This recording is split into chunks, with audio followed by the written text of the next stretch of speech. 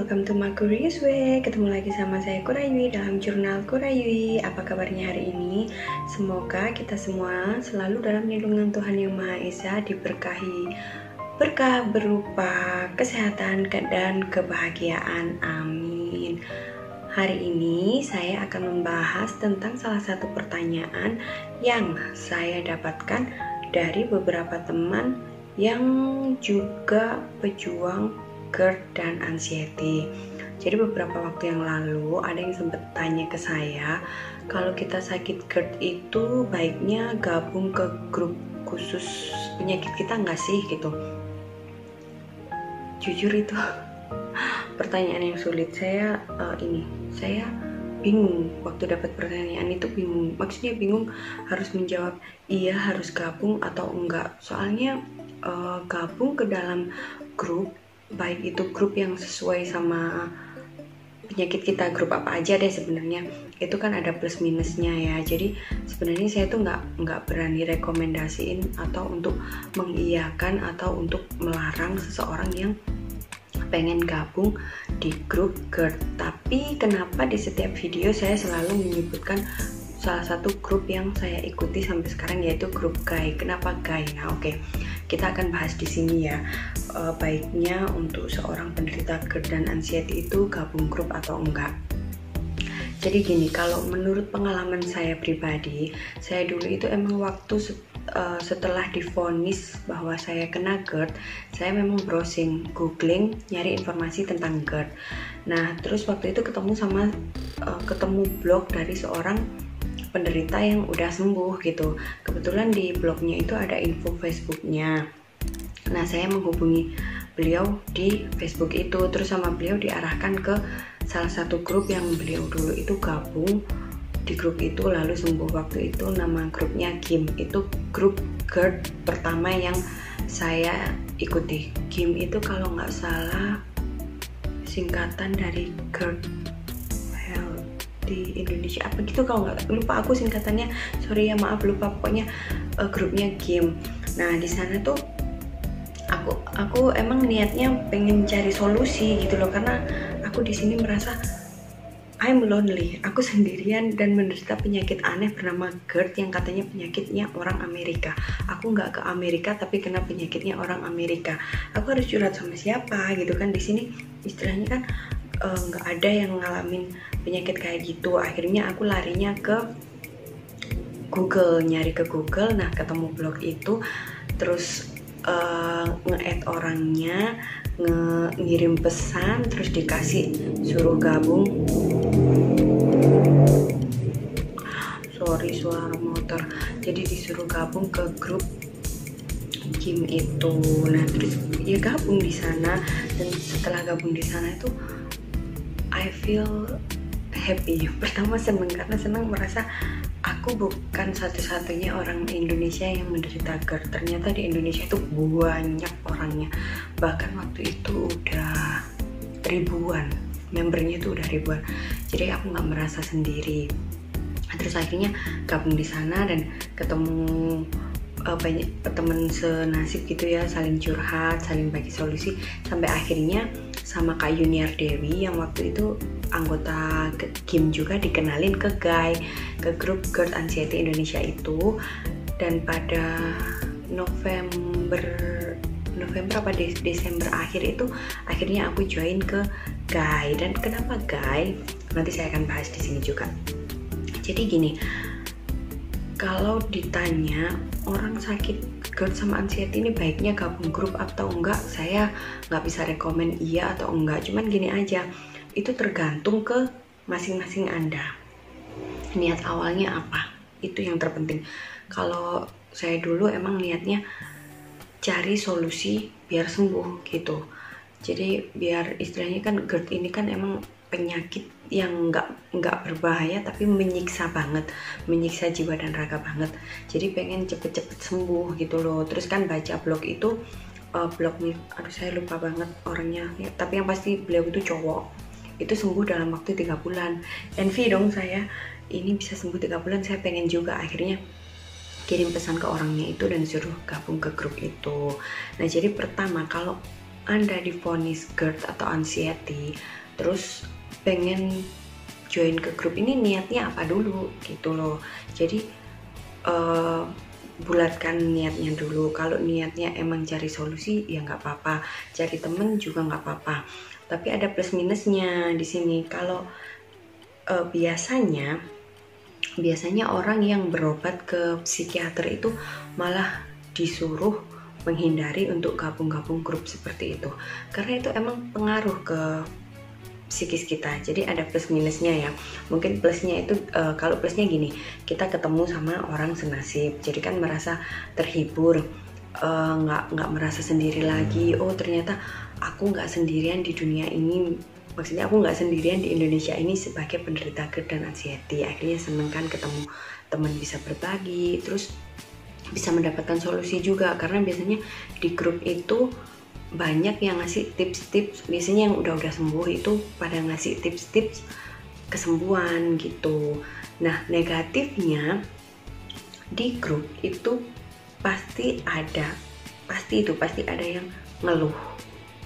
Nah kalau kita baca keluhan, terpapar keluhan, terus itu kan orang anxiety itu kan psikisnya lemah. Secara kalau GERD itu fisiknya lemah, tapi kalau udah dengan anxiety psikisnya juga lemah gitu. Jadi kalau gabung ke grup resikonya itu, semakin banyak kita baca keluhan dari teman-teman sesama penderita, itu secara nggak sadar kadang merasuk ke alam bawah sadar kita dan membawa kita seolah-olah memiliki keluhan yang sama. Negatifnya di situ. Terus ada lagi kadang ada grup yang banyak iklannya. Jadi misalnya dia pedagang gitu ya, pedagang obat, dia ngaku dulunya penderita terus sembuh dengan obat itu, jadi promosi terselubung gitu loh. Dan kita yang istilahnya masih labil dan pengen cepet-cepet sembuh, bisa jadi korban iklan dan beli obat itu. Saya termasuk korban iklan yang akhirnya membeli beberapa produk obat herbal yang ya dikonsumsi sih, tapi sebenarnya sembuh dari GERD itu nggak semudah itu gitu loh. Nggak dengan kita minum herbal A langsung 1 minggu sembuh, nggak bisa seperti itu. Jadi plus minusnya seperti itu. Nah jadi ya kalau ya boleh-boleh aja, misalnya mau gabung sama grup apa aja itu yang berhubungan sama penyakit kita itu nggak apa-apa, karena di situ kita juga bisa mendapat support karena ketemu sama orang-orang senasib. Tapi juga ada negatifnya yang kayak gitu tadi, kalau kita sering baca keluhan, jadinya secara nggak sengaja merasuk ke pikiran kita, ke bawah ke alam bawah sadar, jadinya tubuh kita terkondisikan seolah-olah kita mengalami hal seperti itu. Kebanyakan seperti itu. Jadi sebenarnya kalau dari saya pribadi itu dulu saya nggak menyalahkan ya, soalnya kan saya join ke grup itu keinginan saya sendiri. Sebelum itu saya nggak merasa punya anxiety, jadi cuman murni GERD, cuman murni gangguan lambung. Tapi karena sering baca dan pikiran masih labil, jadinya kayak ke bawah, dan akhirnya setelah GERD-nya membaik malah muncul anxiety. Jadi kalau saran teman-teman tuh cerita yang berobat ke psikiater itu disaranin jangan gabung grup, itu emang ada baiknya. Saya sendiri semasa penyembuhan anxiety, khususnya kalau waktu pengobatan GERD saya masih aktif di grup, tapi waktu proses penyembuhan anxiety saya sengaja menghindari grup karena ya itu tadi baca keluhan segala macam, jadi malah memperlama prosesnya gitu. Nah terus kenapa guys? Karena menurut saya, dan sampai saat ini saya masih gabung grup GAI ini karena GAI itu keren. GERD Anxiety Indonesia itu keren. Di sana banyak banget solusi yang dibagikan untuk kesembuhan GERD. Jadi tips terus ya gitu ya, tips-tips gitu ada, filenya udah ada. Jadi tinggal kita tinggal kita harus rajin-rajin baca, harus rajin-rajin cari informasi solusi kesembuhan dan diterapkan untuk diri kita sendiri. Terus kerennya lagi, postingan di GAI itu disaring. Jadi gini, kalau misalnya orang curhat keluhannya udah sama, jadi cuma 1-2 doang yang di approve, sehingga yang lain bisa nyari informasi dari situ. Jadi intinya kalau yang mengeluh doang itu jarang di approve gitu loh, lebih diutamakan yang memberi solusi-solusi positif, jadi biar memotivasi sesama pejuang untuk lekas sembuh juga kayak gitu. Terus karena selektif itu, jadi untuk postingan-postingan yang orang jualan, terus kayak promosi dagangan, promosi apa gitu, gak bakalan dilolosin. Jadi insya Allah nggak akan ada yang jadi korban iklan. Terus admin sama moderatornya juga aktif banget, jadi kan kadang ada yang orang pedagang menyusup terus secara diam-diam dari komen promosi dagangan mereka. Nah itu dipantau sama admin, jadi member itu aman dari modus-modus kayak gitu loh. Tapi yang paling utama itu memang tips-tipsnya keren banget di sana, tips dan solusi kesembuhan. Terus selain itu di sana ada 3 dokter yang bergabung, ketiganya jadi admin. Jadi ada dokter Ari, tahu kan dokter Ari? Iya bener banget, spesialis lambung di Indonesia yang sering nongol di televisi, yang sering kasih pokoknya tips-tips tentang penyakit lambung. Beliau ada di sana, ada di GERD Anxiety Indonesia. Beliau jadi admin di sana. Cuman sekarang udah nggak begitu aktif ya, soalnya kan udah jadi rektor apa dekan, pokoknya yang itu loh, yang pimpinan tertinggi di universitas. Maaf, saya nggak paham kayak gitu. Itu jadinya beliau udah nggak terlalu aktif. Terus ada dokter Andri. Dokter Andri ini siapa sih yang nggak tahu sama beliau? Ini psikiater yang aktif mengkampanyekan tentang solusi psikosomatis dan anxiety. Beliau juga ada di sana. Beliau sering bikin live siaran langsung, kasih tips, solusi gitu. Dan ada dokter Anggoro. Dokter Anggoro ini spesialis THT dari Jogja. Jadi ada 3 dokter yang istilahnya memantau dan memberikan informasi untuk kesembuhan. Jadi sesekali beliau ini muncul untuk memberikan solusi. Dokter Anggoro juga sering mengadakan siaran langsung tanya jawab gitu sama member. Kenapa kok spesialis THT yang masuk? Karena kebanyakan orang yang menderita GERD dan anxiety itu komplikasinya ke THT, seperti tenggorokan berasa berlendir, hidung mampet, terus sinusitis seperti itu. Mungkin nanti next video saya bahas tentang itu. Nah, ada 3 ahli loh, kurang apa coba. Terus peraturannya juga ketat banget. Dan Guy ini udah berapa kali mengadakan seminar tentang GERD juga, dan seminarnya sukses. Pembicaranya juga beliau bertiga ini, ada dokter Ari, dokter Andri, sama dokter Anggoro. Terus ada Kak siapa itu ya, aku lupa, Kak Erik Wibowo yang juga aktif di YouTube mengkampanyekan ini cara sembuh dari anxiety. Itu udah 3 kali seminar kalau nggak salah. Jadi udah banyak, sepak terjangnya itu udah nggak diragukan lagi.